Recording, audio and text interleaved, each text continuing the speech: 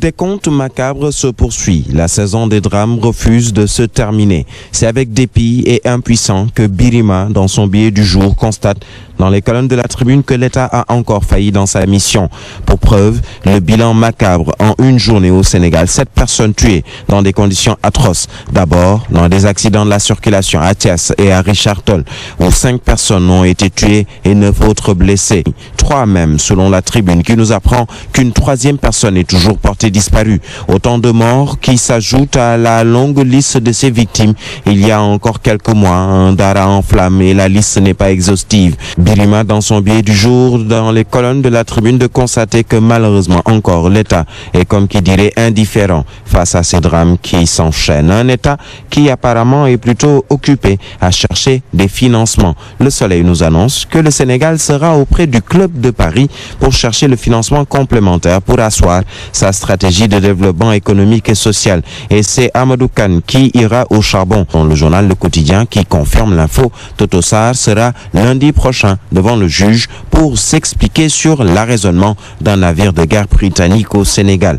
Le Quotidien avec qui nous restons et qui nous reparle du dossier du marché des phytosanitaires. Selon mon confrère, il y a eu trop de bizarreries dans le réquisitoire de l'ancien procureur Ousmane Diagne qui a demandé le contrôle judiciaire pour Aïda Ndiong et le mandat de dépôt pour ses présumés complices. Un concentré d'incongruité selon Le Quotidien qui relève que depuis lors, les choses stagnent et on ne sait plus sur quel pied danser. De toutes les... La preuve avec l'affaire Karim Wade qui refait surface avec une révélation de taille, celle d'Alassane Ndoye, le secrétaire général du SUTAS, le syndicat unique des travailleurs du secteur aérien, qui révèle qu'il n'y a pas encore de preuves qui montrent qu'ABS et AHS appartiennent à Karim Wade, que nenni exactement comme pour l'affaire Dubai Port World, que l'on disait également appartenir à Karim Wade et qui apparemment n'est qu'un errement de plus de la justice sénégalaise.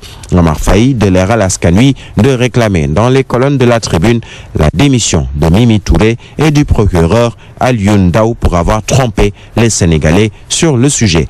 En sport, le combat Eumeu Sène-Modou Lô fait la une de plusieurs quotidiens, pour ne pas dire tous. Le premier face-à-face, selon la Tribune Sport, a permis de montrer un Eumeu Sène taquin et un Modou Lô plutôt fâché. Le populaire de confirmer, Eumeu Sène a été plus saignant que Modou Lô dans ses joutes verbales. Dans tous les cas, la tension est montée d'un cran en attendant le face-à-face final du 30 juin. Selon Tribune Sport, sur une autre affiche, nous renseigne que c'est aujourd'hui que sera disputé le drapeau Bamba Fep Bamba Partout. Seront aux prises Diène Diouf Kairé et Pape Mey 2. Bamba Fep Bamba Partout.